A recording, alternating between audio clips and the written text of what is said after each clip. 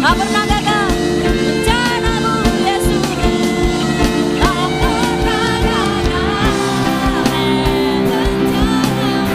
Rangi-rangi jalanku, kuasamu sempurna. Pengharapanku takkan hilang. Masa depanku kau sediakan apapun. Rencanamu, rangi hidupku, kuasamu sempurna. Pengharapanku takkan hilang.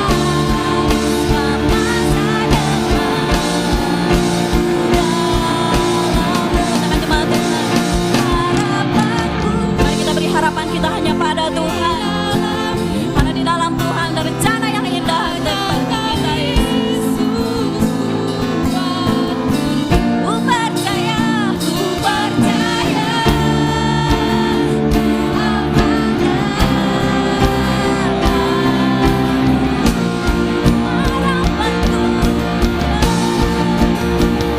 Harapanku, amin. Di dalam-Mu, karena Kau buat kami, Yesus. Kau Yesus, ku percaya. Ku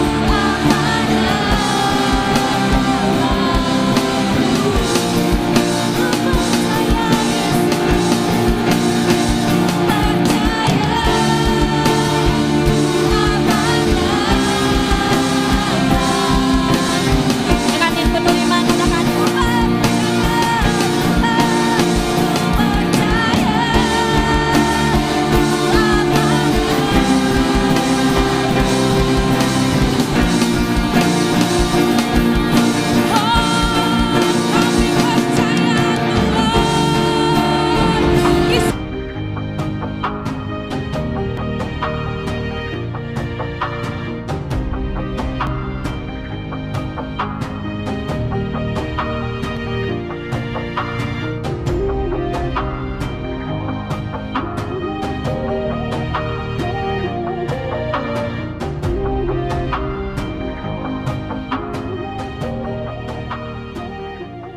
Shalom Bapak Ibu Saudara yang dikasihi Tuhan. Pagi hari ini saya yakin Bapak Ibu Saudara diberkati melalui pujian penyembahan kita pagi hari ini, amin. Boleh lambaikan tangan, berikan tepuk tangan yang paling meriah sekali lagi bagi Tuhan kita. Dia hadir tengah-tengah kita pada pagi hari ini. Bapak Ibu Saudara yang dikasihi Tuhan, saya merasa diberkati dan terima kasih buat hambanya Pak Stephen, gembala di tempat ini yang sudah memberikan kesempatan bagi saya untuk bisa menyampaikan kebenaran firman Tuhan pagi hari ini. Terima kasih Pak. Bapak Saudara, ada pepatah bilang nggak kenal maka nggak sayang, betul ya? Oleh karena itu saya pengen kita saling mengasihi satu sama lain, amin? Biar kita nggak salah paham. Nama saya John Perry Marisi Silaban. Barangkali ada yang kenal atau ada yang satu marga dengan saya. John Perry Marisi Silaban. Ada yang marga Silaban? Si Hombi? Si Banjuntak? Kita satu tuturan. Ya, saya dikaruniai 2 orang anak, cukup 1 orang istri. Ya, 1 orang istri. Kebetulan beliau adalah boru Jawa, diberikan boru Pariban yaitu boru Purba. Anak saya paling gede udah SMA, yang kecil SMP. Baik, itu mungkin perkenalan singkat saya. Bapak Saudara, sepanjang bulan ini tema kita itu berbicara tentang hidup dengan fokus yang benar.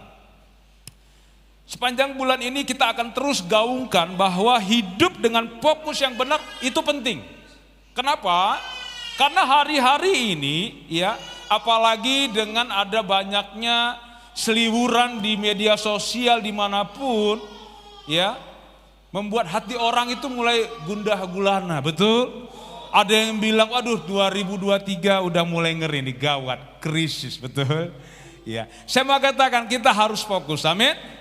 Fokus kepada siapa? Fokus kepada Tuhan, Bapak Ibu Saudara. Itu sebabnya kalau dalam bulan-bulan ini, akhir-akhir ini, hamba-hamba Tuhan menyampaikan sebuah kebenaran firman Tuhan, fokuskan, arahkan pikiran kita kepada Tuhan, pusatkan perhatian kita betul kepada Tuhan, amin. Jangan kepada yang lain. Ya.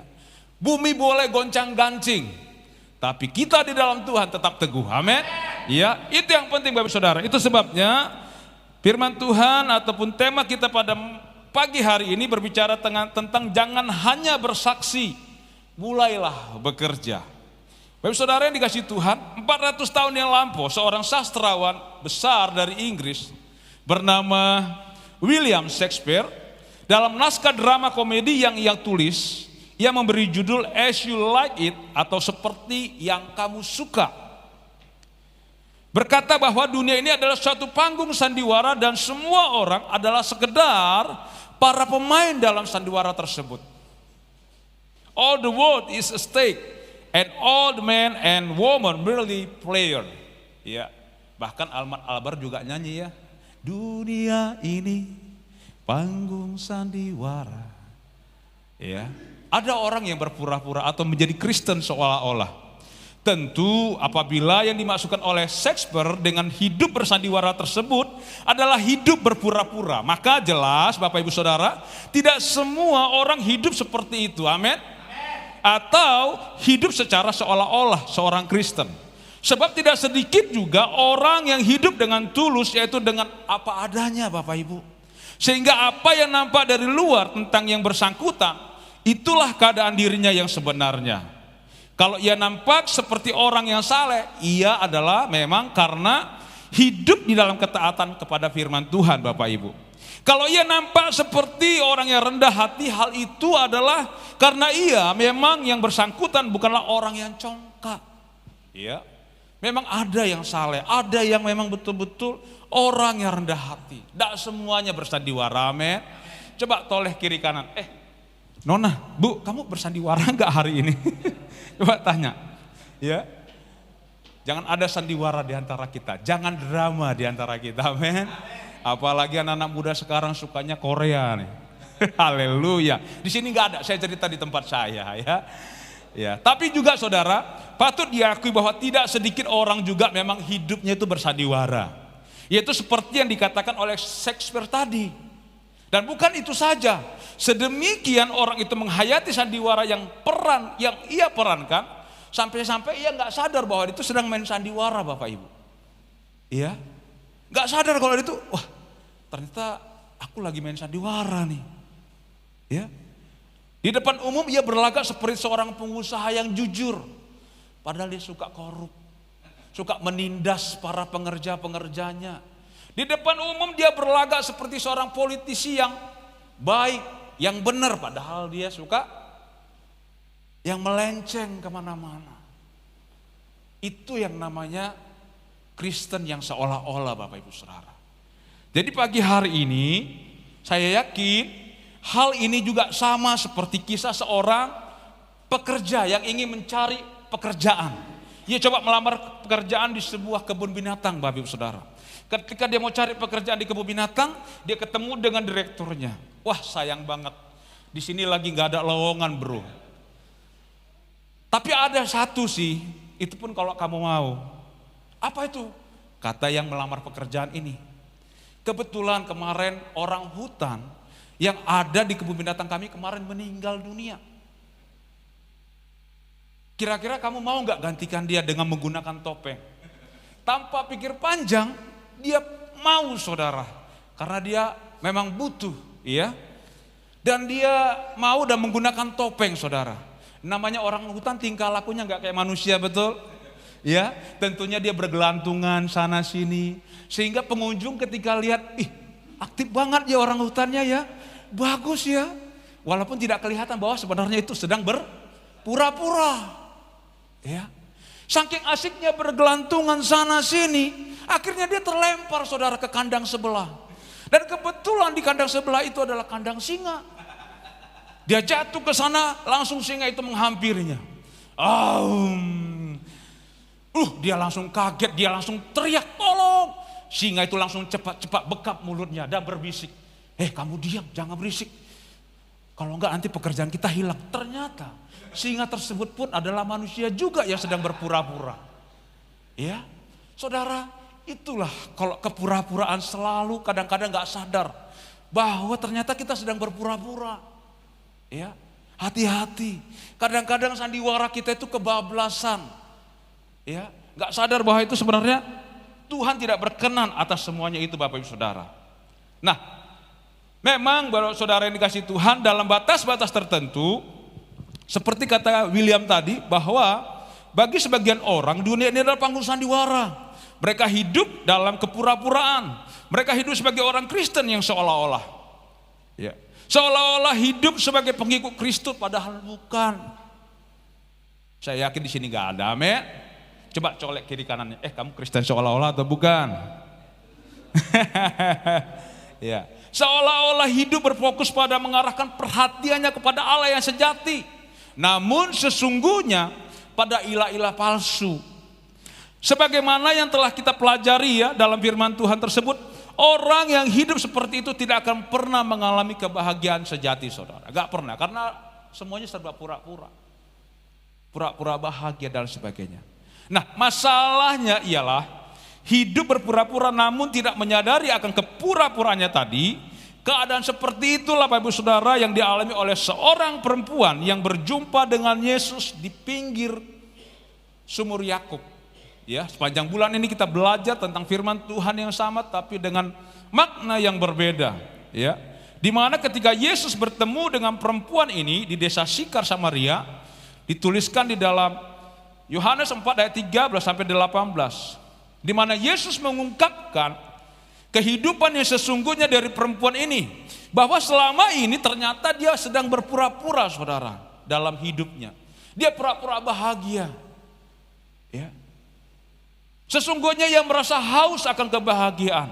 Kebahagiaan yang tidak kunjung ia alami walaupun perempuan tersebut telah mengejarnya dengan menikah atau kawin cerai sebanyak 5 kali. Dia pikir dengan kawin cerai dengan banyak pria, dia bahagia. Ya, jangan ditiru Bapak Ibu, amin. Ya, jangan ditiru. Apalagi kemarin baru viral, istrinya 1, suaminya 7. Wow. Ya, jangan ditiru Bapak Ibu. Ya, dia pikir dengan 7 orang udah bahagia. Salomo aja 1000. Aduh, nggak bahagia katanya, malah hancur, betul? Ya, hancur berantakan, nggak karu-karuan. Jangan deh, jangan mengulang masa lampau. Ya, masa lampau yang buruk jangan diulang. Dan jangan pernah ditiru, saudara yang dikasih Tuhan. Nah, oleh karena itu selanjutnya di ayat 21 sampai dengan ayat 24, Tuhan Yesus menjelaskan apakah yang perlu dilakukan oleh perempuan itu agar ia mengalami kebahagiaan yang sejati, bukan kebahagiaan yang pura-pura ataupun yang seolah-olah, Bapak Ibu Saudara. Jadi Yesus menekankan supaya perempuan ini mendapatkan sebuah kebahagiaan yang sejati, bukan kebahagiaan yang semu. Bukankah kebahagiaan yang sejati itu juga yang semua kita harapkan dalam hidup ini, amin? Kalau itu yang kita dambakan, mari kita sama-sama lihat dalam ayat Yohanes 4 ayat 21 sampai 24. Mari kita lihat sama-sama.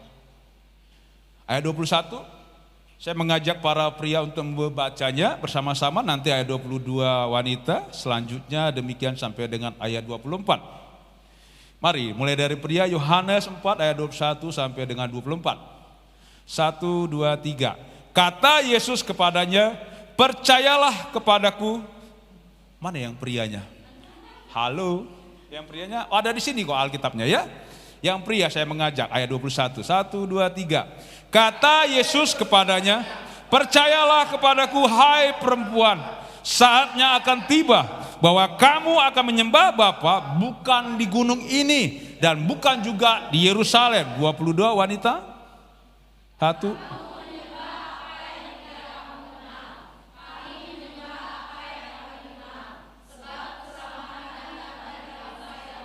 23 pria.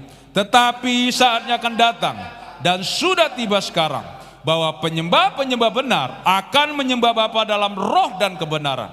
Sebab Bapa menghendaki penyembah-penyembah demikian. 24 wanita.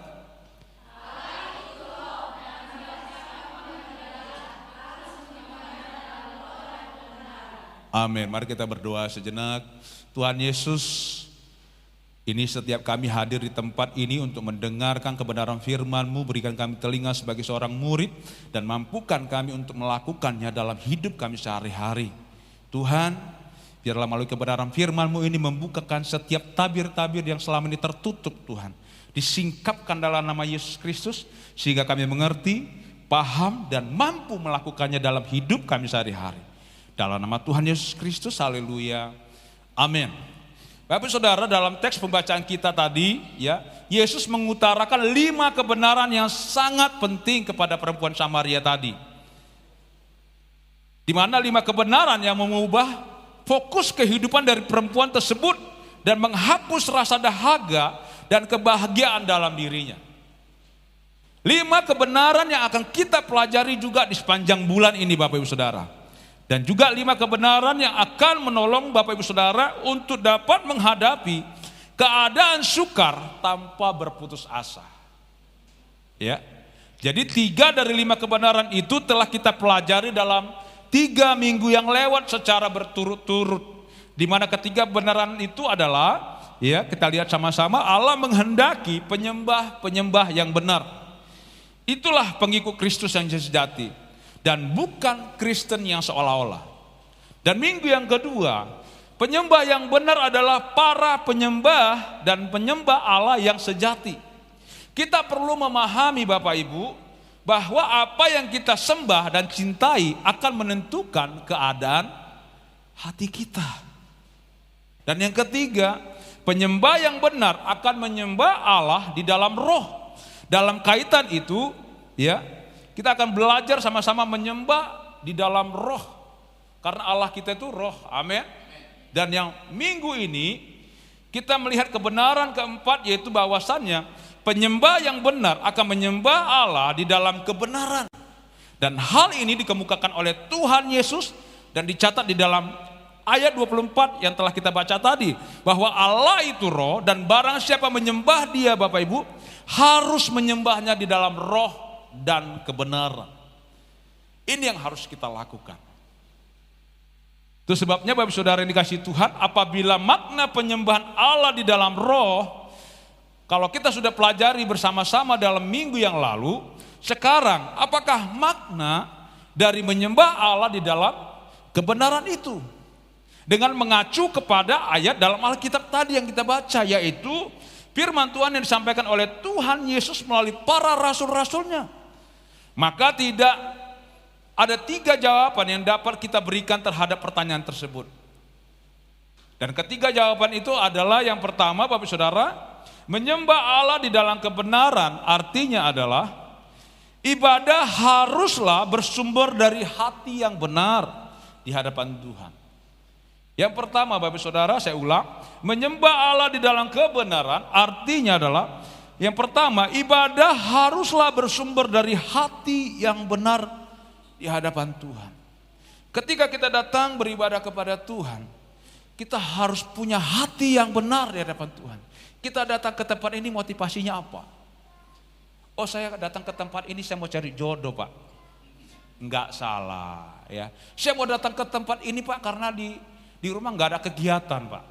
Enggak salah ya. Tapi motivasinya itu hati-hati. Ya. Saudara, ketika engkau datang ke tempat ini, engkau betul-betul harus punya hati yang saya pengen ketemu Tuhan di tempat ini. Saya pengen merasakan jamahan Tuhan di tempat ini. Amin Bapak Saudara. Ketika kita datang ke tempat ini, bukan sekedar maaf untuk memenuhi kursi yang ada di tempat ini. Bahkan saya melihat tempat ini mulai penuh. Kita berdoa bersama-sama, amin, supaya gedung sebelah bisa dibobol, kita bisa beribadah lebih leluasa lagi. Iya, nggak ada yang mustahil bagi Tuhan. Amin. Percayalah, di sini lebih dari 2-3 orang. Iya, karena doa orang benar bila dengan yakin didoakan sangat besar kuasanya. Amin. Apalagi kalau doanya itu lebih dari 2 atau 3 orang, ini udah ada 50 mungkin, ada 100 ini. Haleluya. Ya. Berapa banyak saudara yang rindu supaya saudara tempat ini bisa melebar ke kiri, melebar ke kanan. Berikan tepuk tangan bagi Tuhan. Terus menyembah Tuhan, cari Tuhan, gak ada yang mustahil bagi Tuhan. Amin. Nggak ada yang mustahil. Dukung Pak Gembala di tempat ini. Percayalah kalau saudara bersatu hati menyembah Tuhan, cari Tuhan, berlutut bersama-sama cari Tuhan. Percaya Tuhan tuh sanggup bukakan berkat-berkatnya dengan limpah. Ya, jangan takut, jangan khawatir. Jangan pernah andalkan manusia. Andalkan siapa? Tuhan. Ya. Jangan saudara cuma mendengar, Bapakku kan kaya, Tuhanku kan kaya. Jangan cuma katanya, amin. Tapi kita harus mengalaminya. Ya. Kita harus mengalaminya Bapak Ibu Saudara. Hal ini bersifat hakiki Bapak Ibu Saudara ya. Bahwa ketika kita beribadah haruslah bersumber dari hati yang benar di hadapan Tuhan. Ini harus bersifat hakiki. Kenapa? Karena pada dasarnya ibadah atau penyembahan merupakan ungkapan hati yang mengagungkan dan mengasihi Tuhan. Itu ungkapan hati kita yang betul-betul rindu, haus. Sehingga kalau hati kita tidak beres, maka walaupun secara lahiriah kita memuji-muji Tuhan, sesungguhnya pujian yang kita ucapkan itu adalah sia-sia Bapak Saudara. Berarti walaupun doa yang kita panjatkan berupa susunan doa-doa yang kalimatnya itu bagus-bagus gitu ya. Bahkan disertai dengan puasa yang kusuk. Tapi kalau punya hati yang gak benar, sia-sia Bapak Saudara. Sia-sia, sayang gitu loh. Makanya ketika saudara datang ke tempat ini beribadah, engkau datang cari Tuhan, engkau datang untuk berdoa, Tuhan tolong gereja kami bisa mengembang ke kiri dan ke kanan. Wih, Tuhan bilang kerinduanmu luar biasa nak. Nih kata Tuhan, saudara akan kaget-kaget nanti. Saudara akan bengong. Kok bisa? Karena Tuhan itu dahsyat saudara, amin. Ya karena ada anak-anaknya yang berteriak Tuhan tolong. Ya. Percaya Bapak Saudara. Enggak ada yang mustahil bagi Tuhan. Amin. Ya. Jadi walaupun ibadah tersebut diiringi dengan puasa yang kusuk, namun bila di saat yang sama hati kita penuh dengan dendam kepada orang lain, maka puasa itu adalah sia-sia di hadapan Tuhan Bapak Ibu Saudara. Ketika ketidaksesuaian antara apa yang dilakukan secara lahiriah dengan keadaan hati manusia ini digambarkan secara tepat oleh seorang yang bernamanya Sadhu Sundar Singh di dalam bukunya yang berjudul Wisdom of the Sadhu. Ya, saya perlu jelaskan sedikit siapa beliau ini. Ya, bahwa yang bersangkutan adalah seorang pemberita Injil di India. Ya, pada abad ke-20 dan melayani baik di daerah Himalaya India maupun di berbagai negara lain di dunia, dan latar belakang seorang penganut agama Sikh. Kemarin tadi saya dengar ada ruang tempat ibadah Sikh ya Pak ya, seberang. Nah saudara, dia alirannya Sikh tadinya, tapi Tuhan tangkap dia untuk jadi penginjil. Nah saudara, yang menarik dari hambanya ini ya, ia menjadi pengikut. Dan Allah memakai yang bersangkutan untuk memberitakan Injil kepada orang-orang yang belum mengenal Kristus. Bahkan khotbah-khotbah beliau sampai saat ini seringkali disertai dengan kesaksian maupun kisah-kisah yang sangat menarik dan memiliki makna rohani yang mendalam Bapak Ibu Saudara. Saya mau ceritakan dalam bukunya tersebut tadi, di mana di dalam buku Wisdom of the Sadhu tadi ya, di mana ketika dia lagi duduk di tepi sungai, Sundar Singh ini ketika dia duduk di tepi sungai, dia lihat batu yang bulat ada di dalam sungai. Itu menarik perhatiannya. Lalu dia ambil air itu di dalam batu. Ketika dia ambil lalu dipecahkannya di darat. Dipecahkannya, lalu apa yang terjadi? Batu itu pecah, biar. Ternyata yang basah cuma di luar, tapi dalamnya kering. Artinya Sundar Singh mendapatkan sebuah makna daripada apa yang dilakukan, bahwa padahal bertahun-tahun batu ini ada di dalam air, betul? Tapi yang basah cuma di luar, saudara. Bertahun-tahun kita beribadah kepada Tuhan, datang menyembah Tuhan, hari Minggu datang beribadah kepada Tuhan. Ya, bahkan kalimatnya selalu shalom, haleluya, puji Tuhan. Tapi sampai rumah merepet-repet. Sampai rumah orang Jerman bilang marbete-bete. Akhirnya suaminya gak ada yang mau ke gereja. Percuma doh. Percuma lu katanya ke gereja. Akhirnya aja apa yang terjadi? Jadi cibiran, betul? Saya mau katakan anak-anak Tuhan, jangan sampai kita datang rutin ibadah tapi kita seperti batu tadi. Dia selalu ada di dalam air, tapi enggak semuanya basah. Kita harus bisa ketika kita ada di dalam gereja, betul-betul kita melakukan firman Tuhan, amin. Enggak cuma di luarnya doang, tapi ketika kita pulang dari tempat ini ketemu orang, wah shalom. Ya, betul-betul bukan cuma jadi saksi, tapi betul-betul hidup kita juga bisa merubah orang. Amin. Jangan sampai Tuhan engkau permalukan dengan sikapmu, saudara. Anak-anak Tuhan perhatikan baik-baik. Perkataan kita, ucapan kita, itu menjadi sorotan bagi banyak orang. Amin. Itu menjadi sorotan, apalagi kita hamba-hamba Tuhan, para pengerja Tuhan. Salah aja sedikit ngomong, benar gak? Itu bisa viral, ya kan? Bisa viral. Oh, si Anu kok gitu ya, main musiknya keren, nyembah angkat tangan. Di luar sana ngerokok, mabok, gak cocok gak? Cocok gak kira-kira? Gak cocok, ya. Kesaksian kita bukan yang seperti itu yang Tuhan bilang. Ketika kau dalam gereja, engkau haleluya, puji Tuhan. Di luar sana juga seperti itu, amin. Ya, harus betul-betul melakukan yang baik, yang benar. Maka Tuhan berkenan kepada hidup, amin. Nah, Bapak Saudara, saya yakin di tempat ini adalah orang-orang yang mau menyembah Tuhan, yang sungguh-sungguh. Ya, di dalam Yakobus 3 ayat 9 sampai 11 berkata demikian. Dengan lidah kita memuji Tuhan Bapa kita, dan dengan lidah kita mengutuk manusia yang diciptakan menurut Allah. Dari mulut yang satu keluar berkat dan kutuk. Hal ini dikatakan, saudara-saudaraku, tidak boleh demikian. Adakah sumber memancarkan air tawar dan air pahit dari mata air yang sama? Ada enggak? Pernah ketemu Bapak Saudara? Air itu mengeluarkan air yang pahit lalu barengan dengan air yang manis atau yang tawar. Ada enggak? Enggak ada kan? Tapi kita sering kali begitu. Kalau marah sama anaknya, di sini nggak ada, di sini nggak ada. Saya cerita di sana. Ya, di sana sini banyak tapi, ya, kebun binatang itu keluar, ya kan? Oi, katanya begitu. Udah kayak di terminal sana dia. Lupa dia kalau dia anak Tuhan. Halo, coba colek lagi kiri kanan. Kamu anak Tuhan, ya. Sadar reda gitu ya.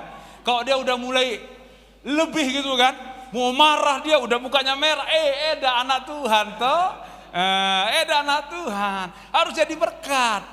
Jangan marah-marah Jo, kata orang Manado, ya kan? Jangan marah-marah. Kita anak Tuhan harus perkataan yang membangun, yang positif, amin. Itu baru mencerminkan bahwa kita itu betul-betul menyembah Tuhan. Enggak sekedar datang ibadah, manas-manasin tempat duduk, enggak. Kita juga harus jadi berkat, amin. Maka orang lain ketika lihat saudara, beda ya orang Kristen, beda ya. Saya sedikit cerita, saudara, saya sarankan juga bagi bapak saudara ya.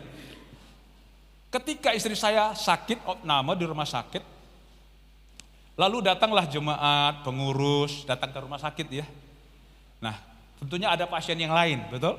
Nah, ketika mereka datang berkunjung, mereka datang berdoa bukan hanya buat istri saya, tapi juga buat orang-orang yang ada di situ. Nah, kebetulan orang-orang yang ada di situ adalah bukan orang yang percaya kepada Tuhan, Bapak Ibu Saudara. Ketika mereka mendengar doa orang-orang yang datang berdoa ini, orang Kristen baik ya, mau mendoakan kita, ya, sampai mereka senang loh kalau didoakan. Makanya saya mau katakan kalau Bapak Ibu Saudara berkunjung ke rumah sakit, doakan mereka. Dengan suara yang keras tidak apa-apa, biar mereka dengar semua. Tapi ingat, harus jadi berkat. Jangan setelah mendoakan, di luar kita beda lagi. Ya, jangan, amin. Amin. Ya, berikan tepuk tangan buat Tuhan kita. Saya percaya di tempat ini anak-anak Tuhan luar biasa, saudara. Amin. Ya. Mari, bagi saudara, yang kedua selanjutnya. Menyembah Allah di dalam kebenaran artinya adalah ibadah haruslah diwujudkan dengan perbuatan-perbuatan yang benar, Bapak Ibu Saudara. Ini penting. Enggak sekedar kita datang beribadah, tapi perlu ada sebuah tindakan.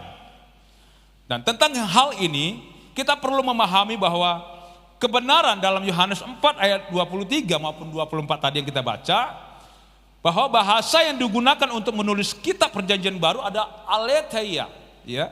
Di mana arti dari kata aletheia di dalam bahasa Inggris adalah true atau sejati, truth atau yang kebenaran, dan real atau nyata. Sehingga dari arti kata tersebut kita dapat mengambil kesimpulan bahwa penyembahan atau ibadah yang benar yaitu akan menolong kita untuk berfokus kepada Allah yang sejati. Jadi tidaklah cukup untuk dilakukan hanya dengan kata-kata saja, Bapak Saudara. Artinya begini, ketika saudara menyembah Tuhan di gereja, it's okay. Amin. Oke, kita menyembah Tuhan, it's okay. Haleluya. Haleluya, terima kasih Tuhan. Di luar sana, di tempat pekerjaan kita pun harusnya seperti itu juga, amin. Ya. Contoh yang sederhana, Bapak Saudara. Ketika mungkin engkau adalah seorang pedagang, ya. Seorang pedagang timbanganmu harus benar, amin. Harus jujur anak Tuhan. Karena kalau enggak jujur, ketahuan sama dia, Eda itu katanya timbangannya pas. Tapi ketika aku timbang di rumah kurang 1 on. Ya, cemananya dia itu. Tak belanja lagi aku situ. Nah, yang rugi siapa? Saudara rugi dan Tuhanmu dipermalukan. Ya, Tuhan saudara dipermalukan. Saya berharap nggak ada yang seperti itu di tempat ini. Amin. Ketika engkau bekerja, ketika engkau melakukan segala sesuatu, engkau melakukan seperti untuk Tuhan. Amin. Kita mau lakukan segala sesuatu untuk Tuhan, bukan untuk manusia, bukan untuk Pak Stephen, bukan. Semuanya Tuhan. Ketika saudara kerjakan apapun pekerjaan saudara, apapun profesi kita, mungkin engkau bekerja di kantor, ya. Engkau mungkin bekerja sebagai wirausaha, kerjakan seperti untuk Tuhan, ya. Dan Tuhan dipermuliakan. Kalaupun ada barangkali engkau adalah bos di antara staf-stafmu, tunjukkan bahwa kita ini bos yang cinta Tuhan. Ketika menegur staf harus dengan hikmat. Ya, jangan sampai ketika kita tegur staf kita karena dia salah, apalagi dia jengkelin banget. Aduh, rasanya gimana gitu ya. Ketika saudara ketemu staf ataupun anak buah yang begitu kesel banget ya. Pengen rasanya, woi gitu ya. Ya. Pengen rasanya, tak emek-emek kata orang Jawa. Ya, gemes rasanya. Tapi saya percaya ketika saudara di dalam pekerjaan saudara jadi berkat, mereka akan lihat, amin. Mereka akan lihat bosku itu kalem, luar biasa. Ketika dia negur saya, dia negur dengan baik.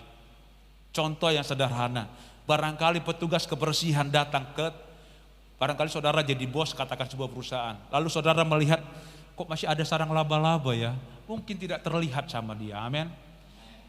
Jangan langsung bilang, woi, Bi, sini, kau lihat itu, matamu kemana? Halo, jangan ya, di sini nggak ada rem sedikit ya. Bilang aja baik-baik, Bu, kayaknya di rumah kita mulai ada Spiderman ini. Loh, maksudnya Doro apa? Baik loh Bu, Spiderman ini. Oh iya, maaf ya Den, ya. Dia langsung ambil sapu, inisiatif ambil, amin. Dia tersinggung enggak? Enggak. Senang enggak caranya? Caranya itu yang penting, ya. Jadi Bapak Saudara, kalaupun ada orang yang salah, rasanya gemes lihat dia. Ingat harus jadi berkat. Di tempat pekerjaan saudara, apapun profesi saudara, harus jadi berkat.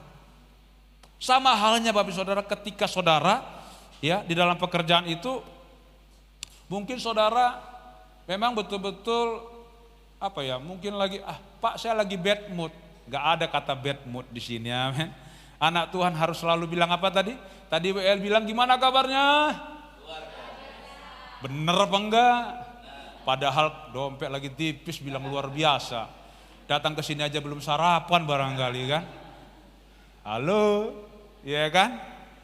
Nah, saudara, harus seperti itu memang. Anak-anak Tuhan tuh sekalipun mungkin kita dihina, sekalipun mungkin kita diperlakukan tidak adil, kita mau katakan haleluya, amin. Iya, kasih tahu dulu colek namborumu sebelah. Namboru, ya puji Tuhan terus, dah haleluya. Jangan marah-marah namboru, ya. Nah, saudara, di dalam Kolose 3 ayat 23 dikatakan apapun juga yang kamu perbuat. Ini baik-baik kita simak ya. Kolose 3 ayat 23, apapun juga yang kamu perbuat, perbuatlah dengan segenap hatimu seperti untuk Tuhan dan bukan untuk manusia. Lakukan seperti itu Tuhan. Makanya pekerjaan apapun yang kita lakukan itu ibadah. Karena Rasul Paulus mengingatkan kepada pengerja-pengerja pada masa itu, orang-orang yang bekerja pada masa itu, Rasul Paulus mengingatkan mereka, kalau kamu melakukan sesuatu, lakukanlah seperti kamu melakukannya untuk Tuhan. Artinya, itu juga adalah bagian dari ibadahmu. Amin. Jadi jangan saudara berpikir, ibadah itu kan Pak harus ke gereja, muji Tuhan, haleluya. Betul. Tapi harus ada yang menjadi bukti nyatanya kita, amin. Jangan sampai kita cuma bersaksi, haleluya, shalom. Tapi omongannya, waduh, ngeri-ngeri banget, ngeri-ngeri sedep. Ya, di sini nggak ada, amin. Coba pandang lagi eda-eda kita, wah itu orang-orang baik itu, orang benar itu ya. Nah, oleh karena itu Bapak Saudara yang dikasih Tuhan, apabila seseorang di tempat kerja sibuk bersaksi tentang Tuhan, dan sebentar-sebentar ia berkata, puji Tuhan, haleluya. Namun jika di tempat kerja ia berlaku tidak jujur, jika di tempat kerja dia bermalas-malasan, jika di tempat kerja dia mungkin gak sesuai dengan apa yang diomongkannya, maka kesaksian yang ia ucapkan tersebut sama sekali bukan sesuatu ibadah kepada Tuhan. Amin saudara. Jadi ibadah bukan hanya hari Minggu, hari Sabtu, tapi setiap hari, amin. Di tempat kerja kita lakukan seperti ibadah. Ya, yang terakhir Bapak Saudara. Berapa menit lagi Pak? Aman. Oke Bapak Saudara, karena waktu kita singkat ya. Menyembah Allah di dalam kebenaran artinya adalah ya. Yang ketiga, ibadah haruslah disertai dengan perbuatan-perbuatan kasih Bapak Saudara. Perbuatan-perbuatan kasih. Apakah perbedaan antara perbuatan benar dan perbuatan kasih? Bisa gak kita bedain? Perbuatan benar dengan perbuatan kasih. Contoh yang sederhana. Kalau saudara sedang berlalu lintas naik sepeda motor, saudara tentu harus patuhi lalu lintas, betul? Ya. Kalau dia lampu merah, yang benar. Helm aja kagak pakai, bilang berhenti. Kemarin waktu saya jalan sama Pak Gembala, Pak di sini enak ya, nggak pakai helm, nggak pakai apa. Wah hebat. Ya, dia kalau lampu merah harus apa? Berhenti ya, setuju ya. Jadi contoh Bapak Ibu Saudara ya, jadi contoh, amin. Lalu kalau udah kuning, hati-hati ya, hijau jalan. Ya jangan dibalik. Kadang-kadang merah itu mulai pelan-pelan biasanya. Kuning tancap gas, hijau hajar. Jangan seperti itu. Anak Tuhan harus jadi contoh, amin. Ketika saudara berhenti dalam bumi, walaupun orang lain berkendara seperti yang tadi, ya kan, dihajarnya lampu merah semuanya. Saudara ketemulah sama si Polta gitu kan. Ini barang minggu ho. Ini dihajar ho dalam lampu merah nih. Dan dilanggar ho musya. Ya kan mau dilanggarnya juga saya mau ditabrak. Saudara kira-kira jadi berkat gak sih? Enggak. Ya. Jadi harus taat, amin.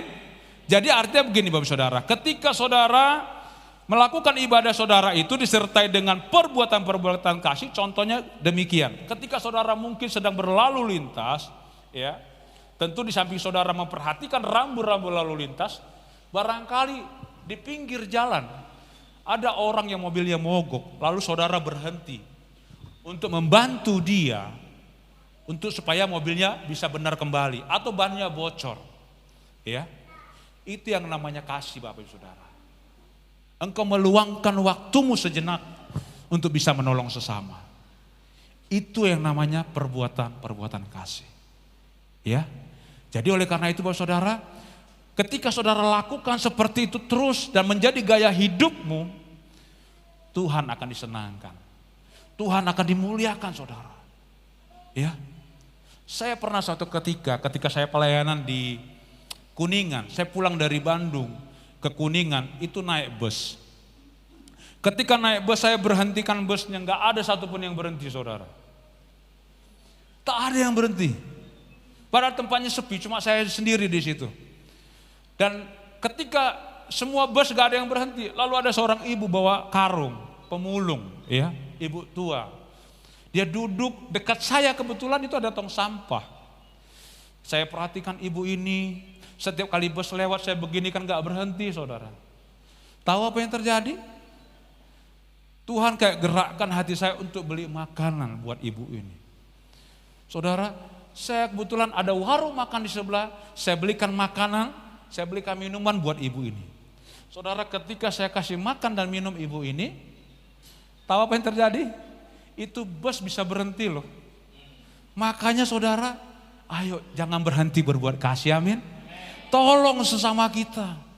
Ada kalanya mungkin saudara berikan waktumu sejenak untuk melakukan kasih, amin. Jangan cuek. Anak Tuhan jangan cuek. Harus care, peduli, amin. Jangan, lo mau nama sih? Jangan ya.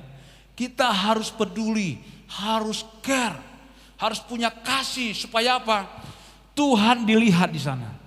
Mereka akan berkata, ih, orang Kristen itu memang mantap, ya. Betul-betul itu anak Tuhan dan Tuhan akan dipermuliakan, amin.